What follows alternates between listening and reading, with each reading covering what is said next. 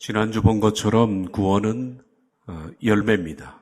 열매를 맺어야만 구원에 이릅니다. 열매는 그리스도의 성품이며 거룩함입니다. 사랑, 희락, 화평, 오래 참음, 자비, 양성, 충성, 온유, 절제, 이 같은 것을 금지할 법이 없다. 이와 같은 것을 반대할 율법은 없다. 율법을 초월한다는 얘기입니다. 사랑, 희락, 화평, 이 성령의 열매를 맺게 되면 율법을 뛰어넘는다. 그러면 구원받는다는 얘기죠. 인간이 도무지 지킬 수 없는 율법의 조항을 뛰어넘습니다. 그래서 사랑은 율법의 완성이니라 라고 하셨습니다. 사랑하고, 주 안에서 기뻐하고, 화평하고, 온유, 절제, 이와 같은 성품으로의 변화는 율법도 어떻게 막을 수가 없다라는 겁니다. 성령님께서 하시는 일은 창조에 참여하셨고 예수님의 잉태와 탄생을 가능하게 했습니다. 사람에게 영광을 주셔서 성경을 쓰게 하셨고 죄와 심판에 대해서 세상을 책망하십니다. 예수님을 증언하시고 성도들을 진리 가운데 인도하시며 예수님의 영광을 나타내시며 성도들을 중보하십니다. 사람이 거듭나는 것을 도와주시며 거룩한 성품을 갖게 하십니다. 성령님의 일입니다. 거룩한 성품을 성령님은 갖게 하신다. 성도를 인도하며 성령의 열매를 맺게 하십니다. 그래서 나의 열매가 아니라 성령의 열매다. 성령님이 맺히게 하신다. 그럼 우리가 하는 것은 뭐냐? 하나님께 복종하고 성령을 따르려고 하는 그런 노력, 애씀, 회개, 이런 것들이 우리가 해야 할 일입니다. 열매는 회개하고 하나님께 복종하고 순종해서 살려고 하는 사람에게는 성령님이 맺게 하시는 겁니다. 그래서 너희는 성령을 따라 행하라. 그리스도 예수의 사람들은 육체와 함께 그 정욕과 탐심을 십자가에 못 박았느니라. 정욕과 탐식을 십자가에 못 박게 되면 죽이려고 애쓰는 거죠. 그러면 자연히 성령의 열매가 맺힌다. 그리고 우린 지난 시간에 봤던 것처럼 성령의 열매가 내게 있는가 확인해야 됩니다. 이 9가지 열매의 맛을 분리하면 다음 세 부류로 분리할 수 있습니다. 하나님께로부터 온 것들, 그리고 두 번째, 타인에게 대해서 내가 나타나는 것, 그리고 자신에게 나타나는 것, 이렇게 나눌 수가 있습니다. 자, 이것은 내게 없는 거예요. 외부에서 들어온 겁니다. 성령의 열매는 사랑과 희락과 화평은 하나님이 내게 주시는 겁니다. 그리고 오래 참고 자비하고 양선하는 것은 내가 타인에게 나타나는 나의 성품입니다. 이 열매가 있어야 한다.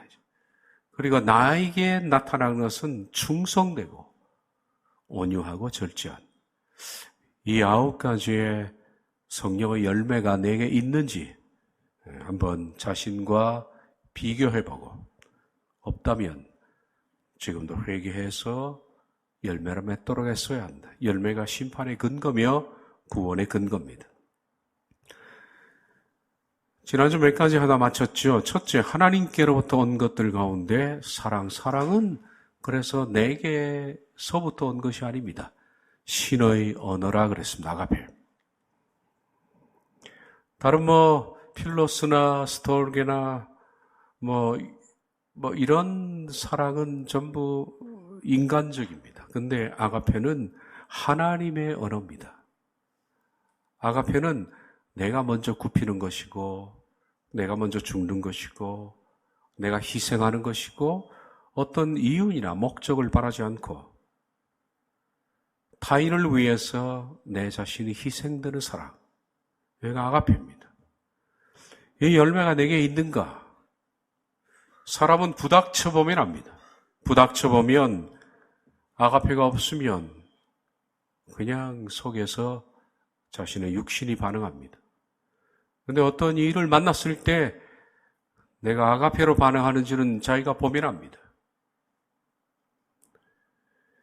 하나님의 사랑이 우리에게 이렇게 나타난 바 되었으니 하나님의 아가페입니다. 그래서 하나님의 아가페, 사랑하는 자들아 우리가 서로 사랑하자.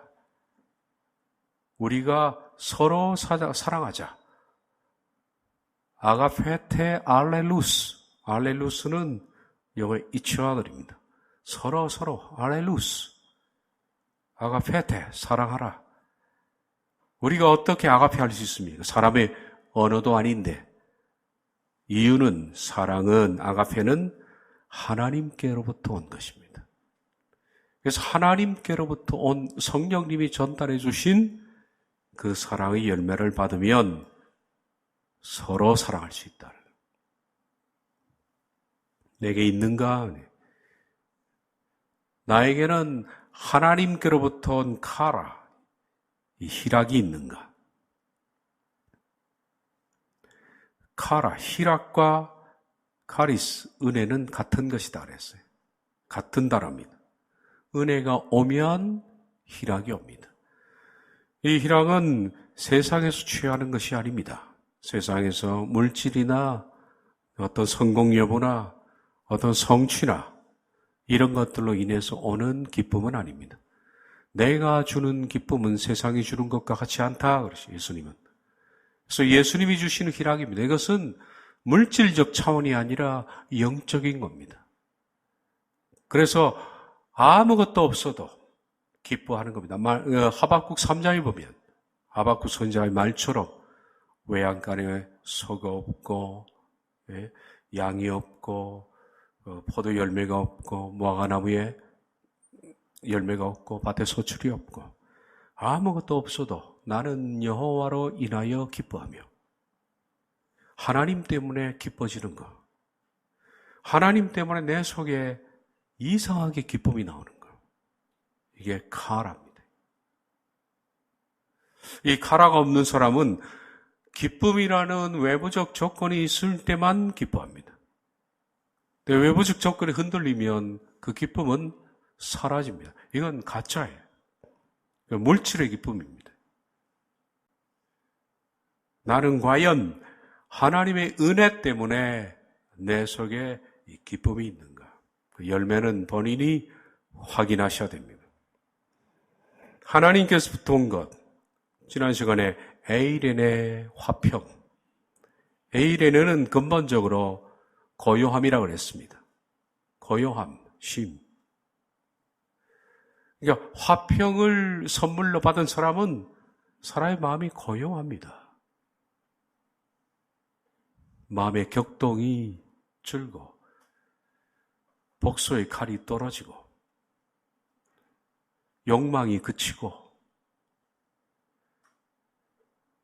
정욕에 끓는 것이 절제되고 그래서 고요해진다. 이 고요함으로부터 사람의 마음이 평화한 거예요.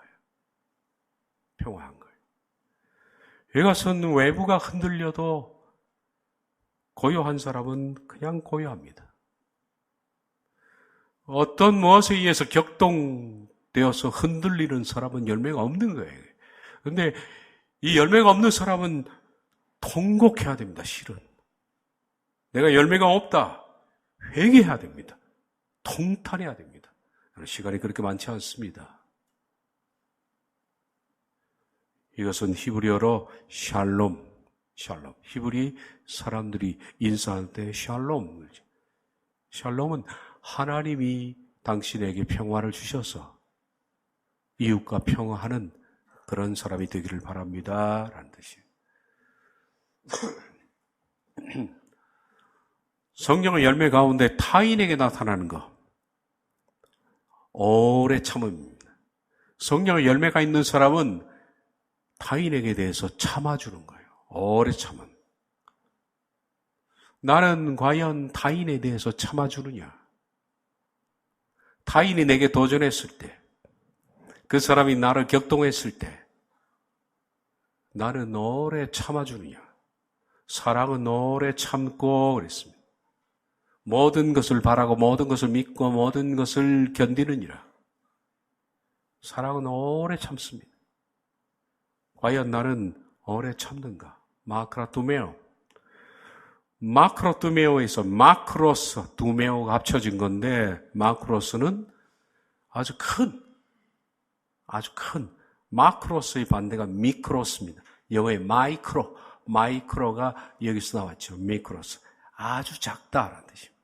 그 반대가 마크로스. 엄청 크다.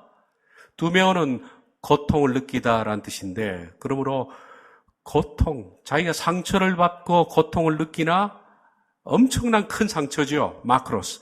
엄청난 큰 상처와 고통을 느끼나 그것을 견뎌내는, 오래 참는, 나에게는 그것이 있는가? 그것이 있는가?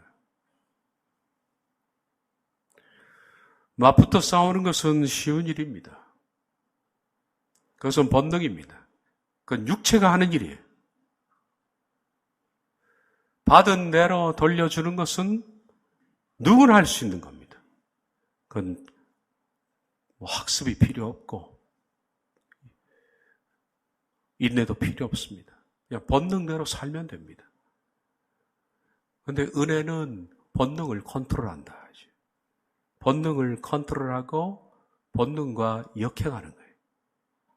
하나님의 은혜가 내게 들어오면 마크로투메오.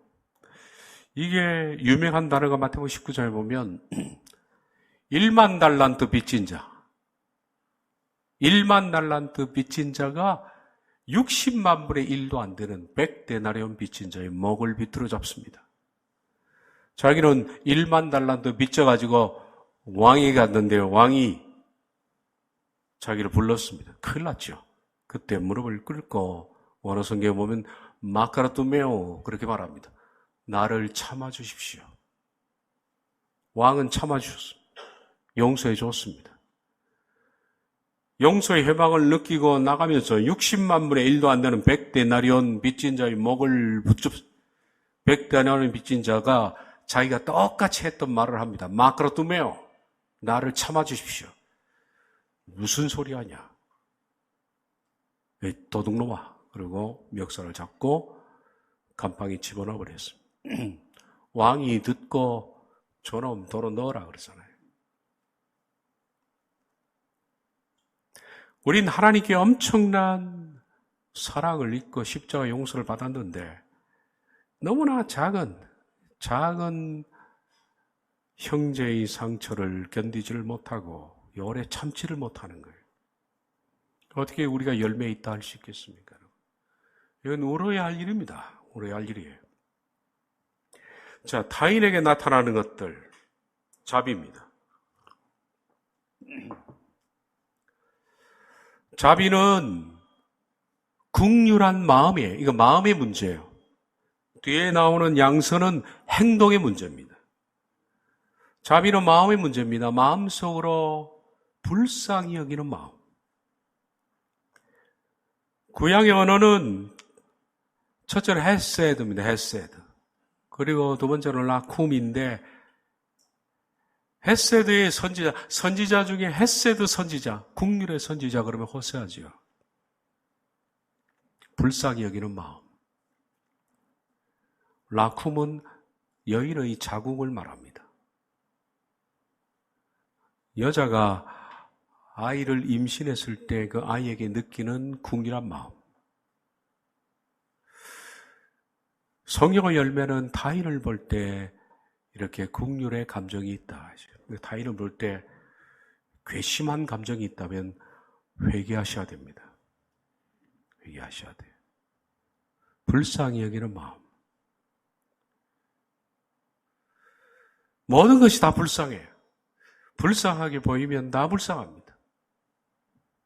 웃고 있는 것도 불쌍하고 밥 먹고 있는 것도 불쌍하고 믿게 볼라 그러면 남편 밥 숟가락 들은 폼도 미워요. 꼬리 베기 싫은 거예요. 밥 씹는 것도 그냥 아주 개걸스럽게 보여요. 다 싫은 거예요. 불쌍하게 보이면 저거 밥 먹고 사느라고 고생한다.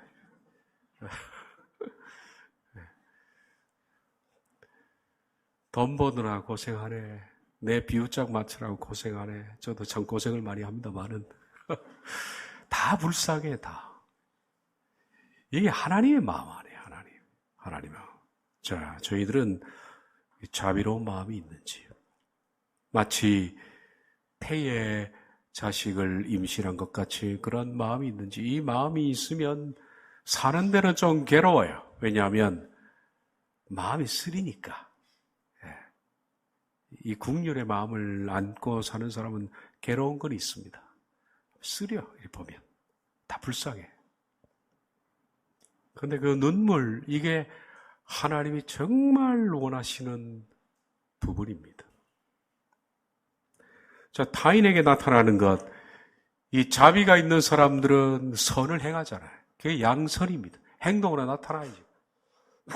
마음만 자비로운 마음이 있고 행동으로 나타나지 않으면 가짜죠. 이건 행동입니다.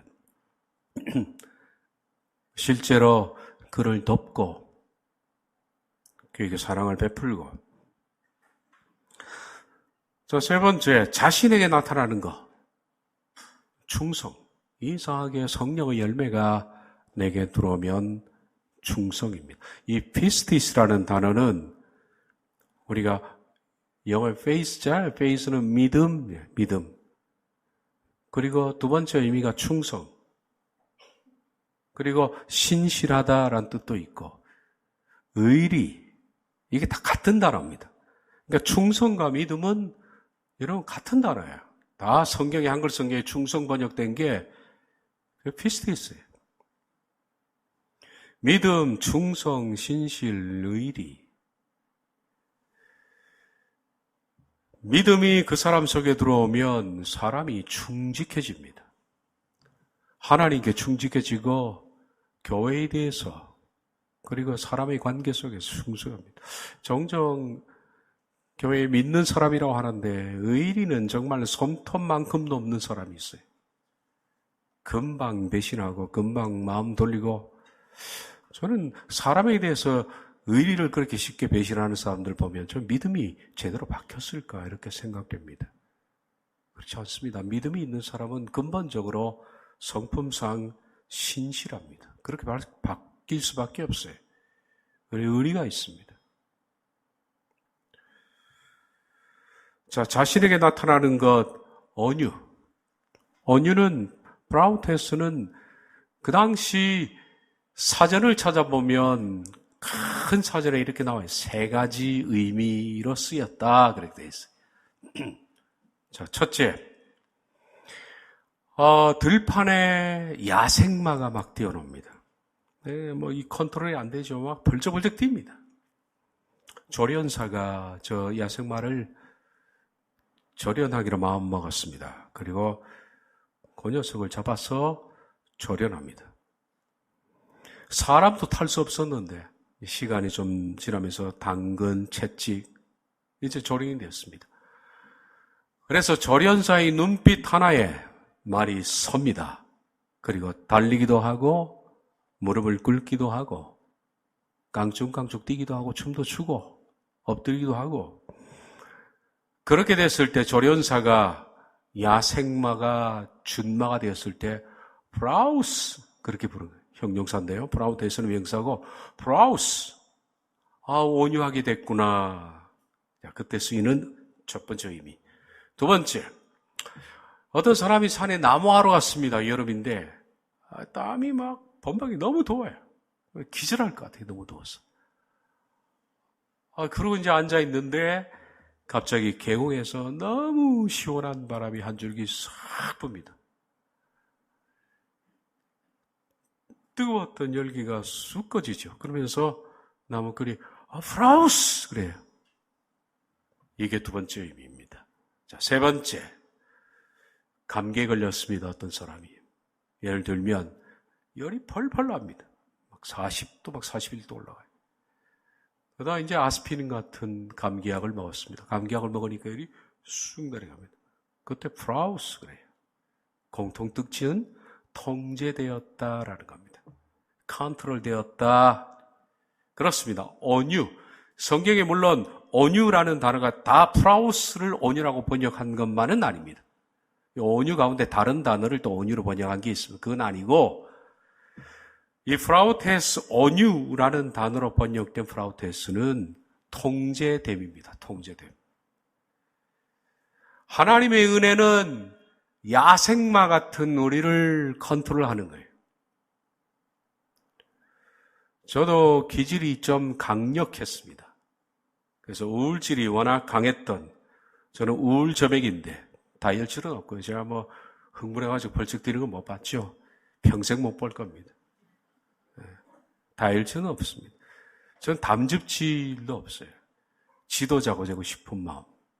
나를 따르라. 별로 그런 거 없습니다. 나를 따르라가 아니라 따라오면 도망가요. 오지 마십시오. 나를 내버려 두십시오. 이게 제 신조거든요. 그냥 혼자 내버려 두면 혼자 처박혀서 잘 있습니다. 근데 따라오면 굳혀놔서. 저는 그래요. 그래서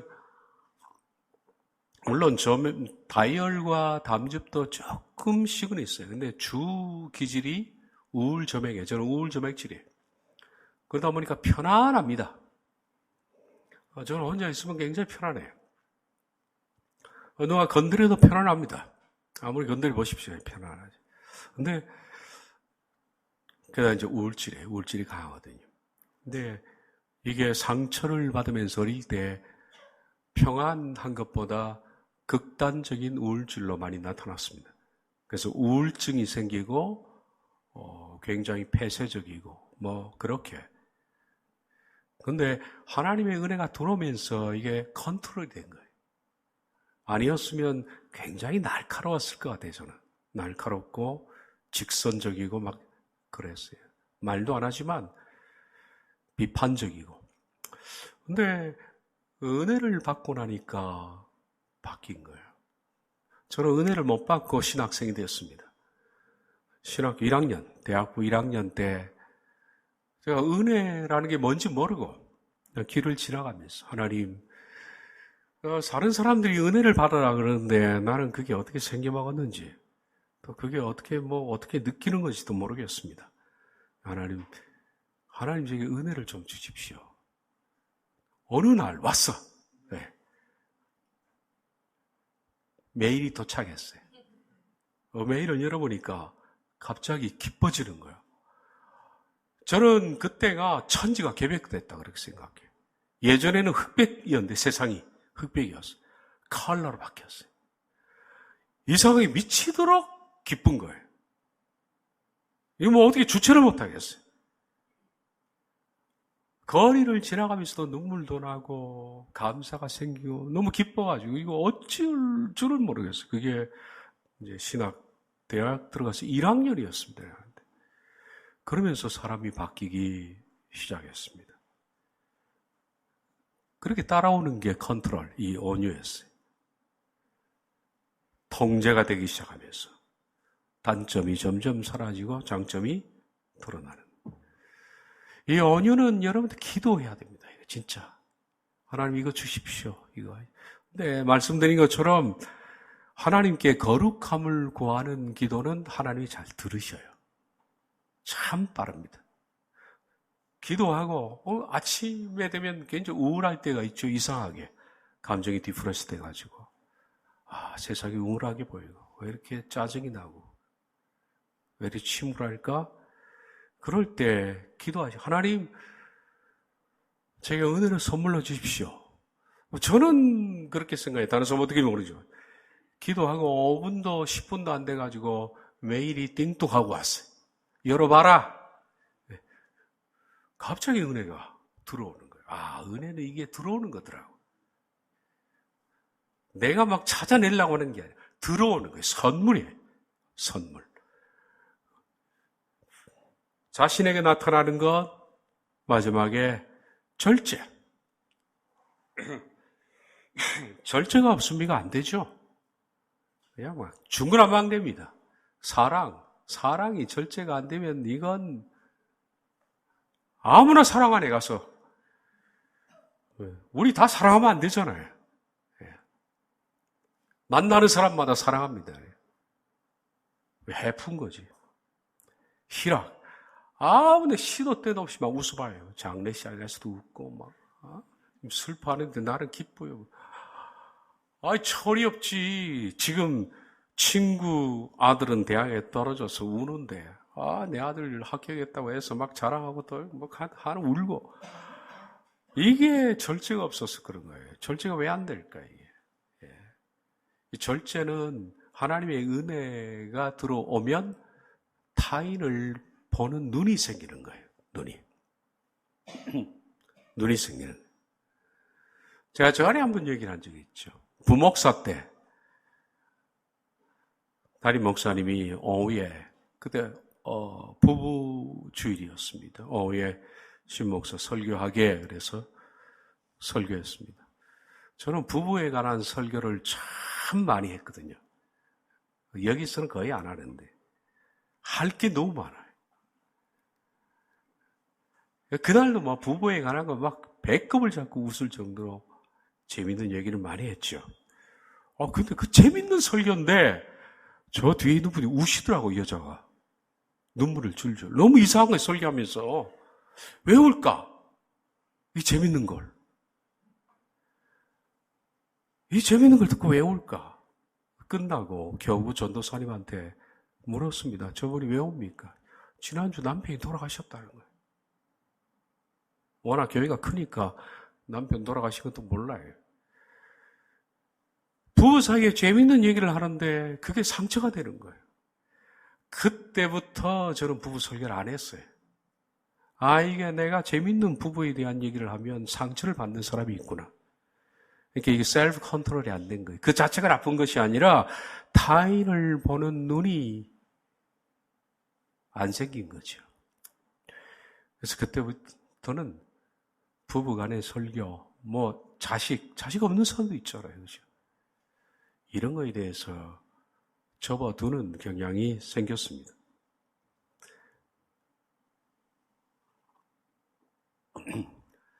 열매를 많이 맺어야 합니다. 그것이 우리가 구원받은 증거입니다.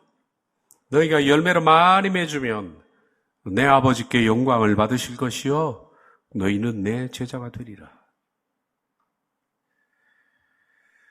우리가 성령의 열매 가운데 제일 첫 번째가 뭡니까? 아가페 사랑입니다.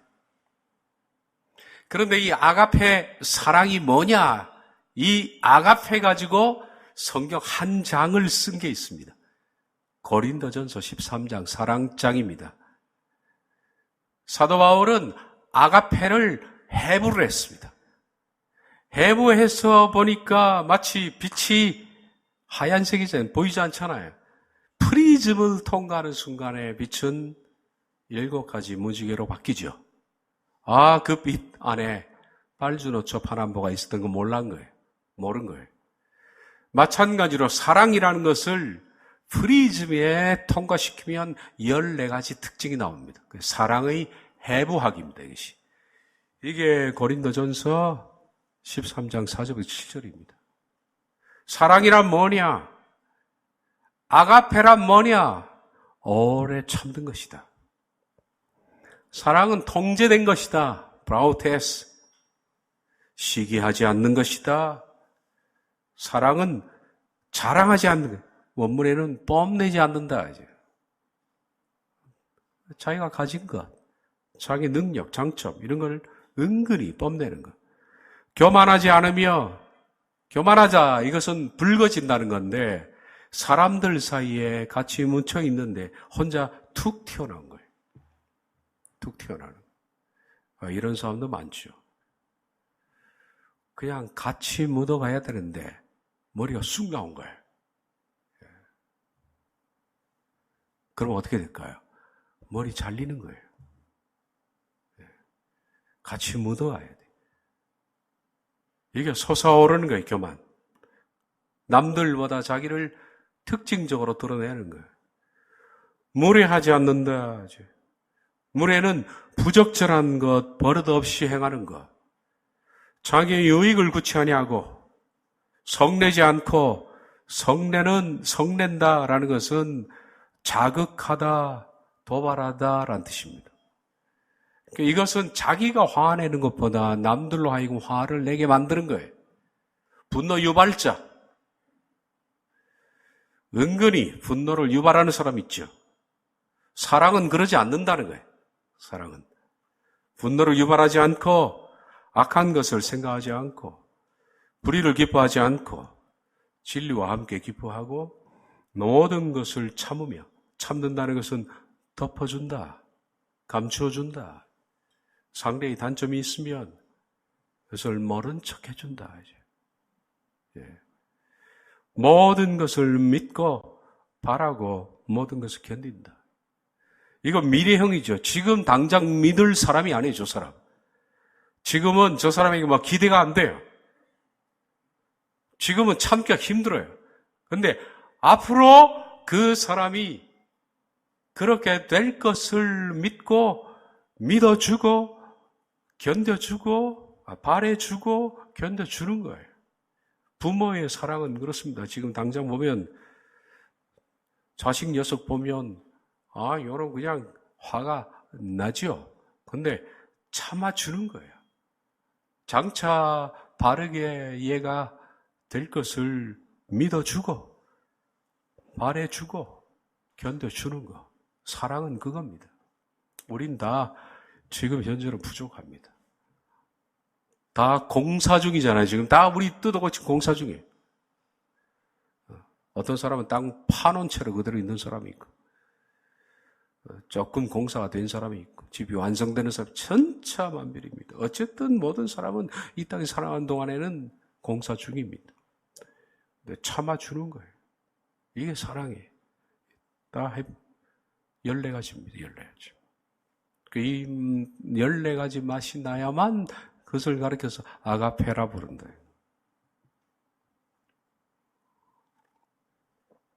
성품을 바뀌어야만 회개하면 성품이 바뀝니다. 성품이 바뀌면 그걸 가르쳐 거룩하다 그렇게 부르죠. 성품이란 무엇일까? 한 분도 재미있게 나와 있습니다. 성품할 때 성자는 성품 성자입니다. 그리고 품자는 물건 품자입니다.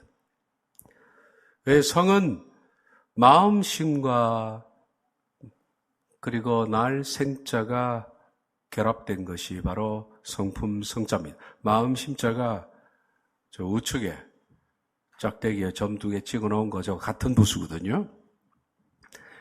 그러므로 성품 성자는 사람의 마음입니다. 물건 품자입니다. 사람의 마음에 형성된 것입니다. 이것이 성품입니다. 제가 말했죠. 기질과 성품은 다르다. 기질은 처음부터 가지고 태어난 색깔입니다. 근데 살면서 우리 속에 이 일이 생기고 저 일이 생기고 이 사람 만나고 저 사람 만나고 특별히 부모님에게 영향을 가장 많이 받죠.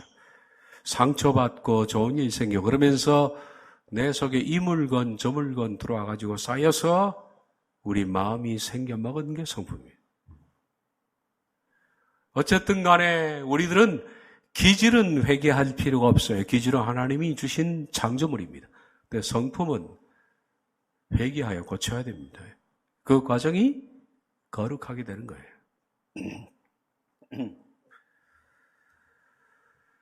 돈인이라는 랍비가 있습니다. 이 사람 물론 옛사람인데 유대인들이 가장 존경하는 랍비 중에 한 명이 돈인입니다.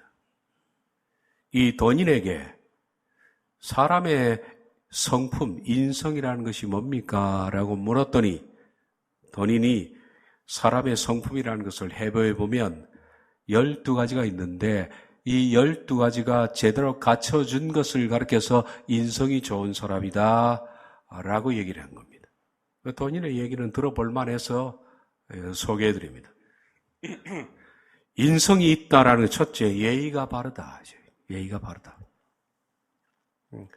한문에도 어질 인자 보면 사람이 발이 반듯하게 생겼습니다.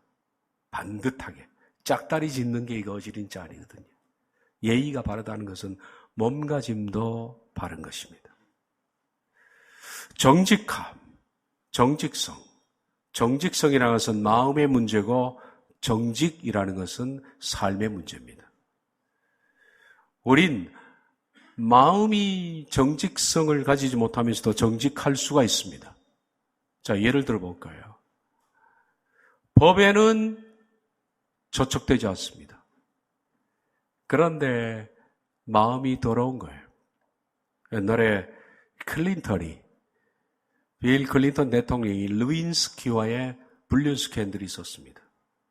물론 성적 불륜은 아니었습니다. 그때 청문회가 열렸는데 검사 이름이 스타 검사예요. 이름이 스타예요. 스타 검사 앞에 클린턴이 피고로 섰어요. 대통령도 말이에요. 그리고 루인스키가. 그들은 성적인 문제를 일으킨 건 아닙니다. 근데 음란 행위는 했어요. 근데 미국에서는 음란 행위를 서로 상대방이 동의하에 했을 때는 죄가 아니거든요. 그래서 클린턴에게 물었습니다. 그랬더니 클린턴이 하는 말은 I'm not honest. I'm honest. 나는 정직합니다. 그랬어요. 법적으로 이상이 없다는 거죠. 그게 honest예요.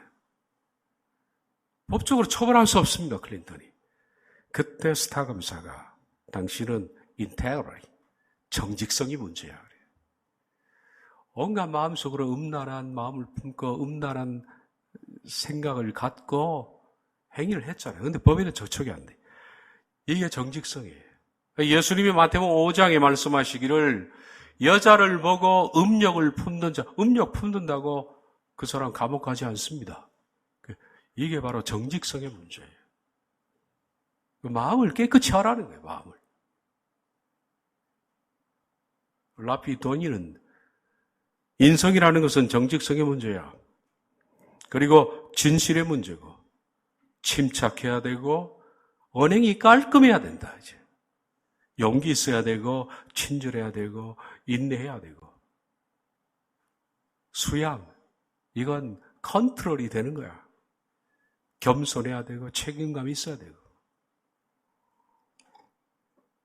하나하나 뜯어보면, 라피도니의 말이 참 귀에 들어온다. 근데 우리나라에는 인성을 정도전이 이렇게 5개로 잡았지 않습니까?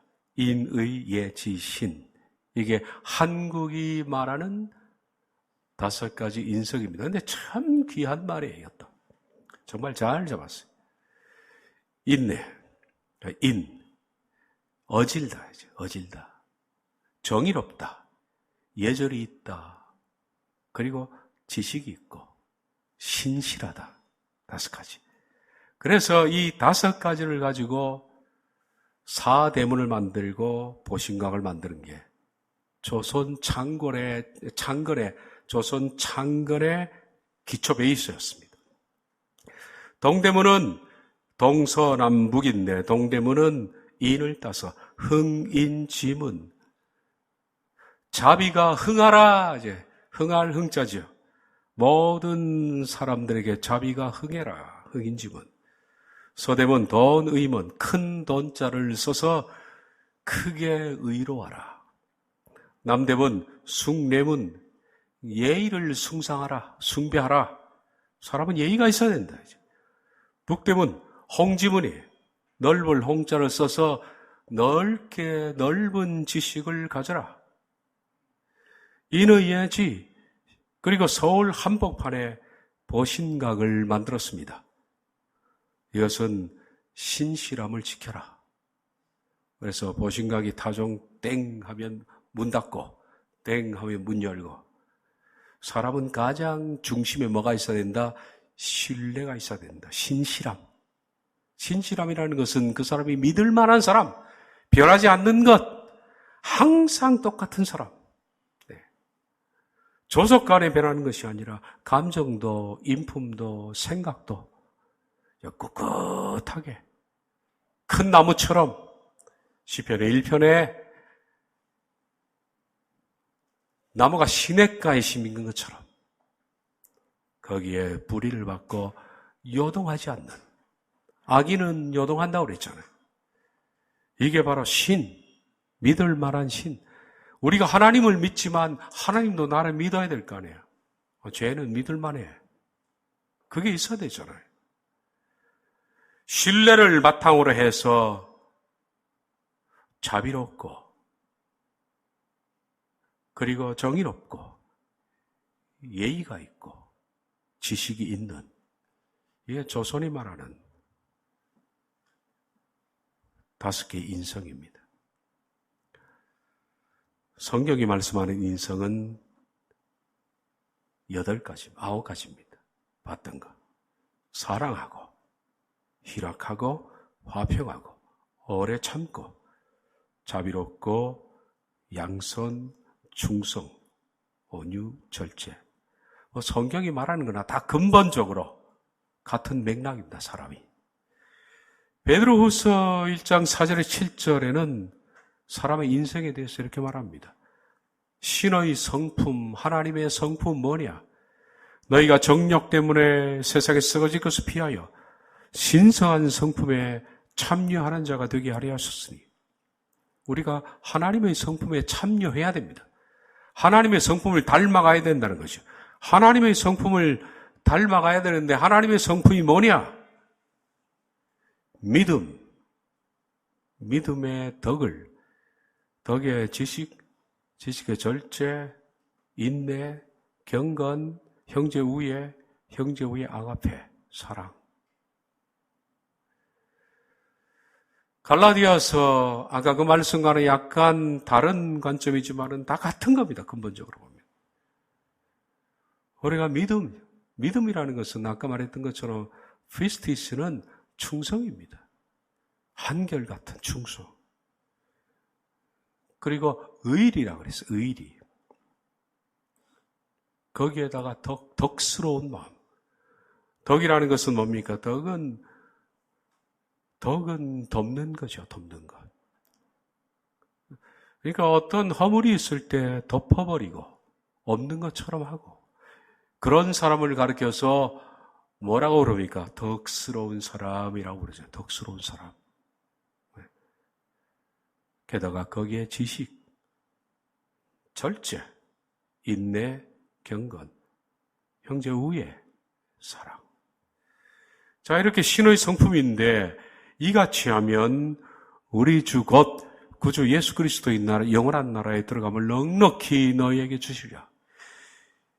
이런 신의 성품이 있으면, 신성한 성품에 참여하게 되면 하나님의 나라에 들어감이 넉넉하다. 거뜬히 들어간다는 거예요.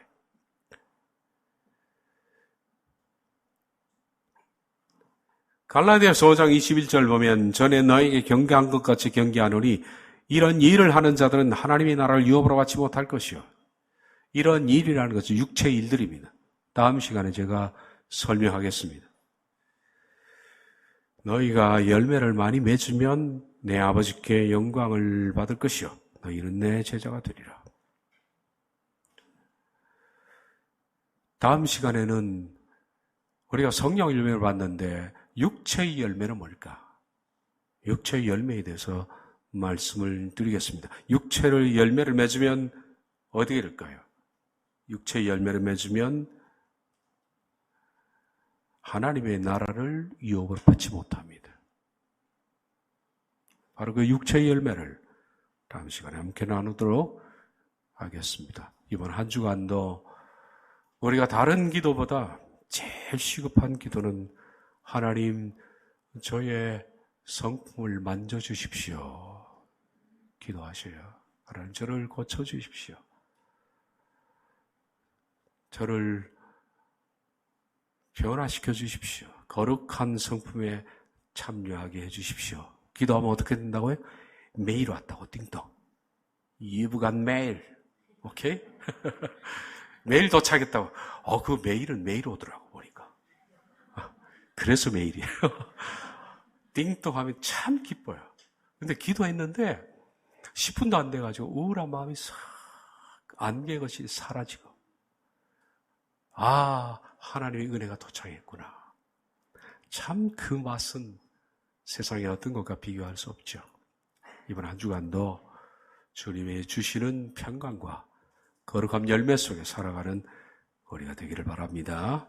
기도하겠습니다.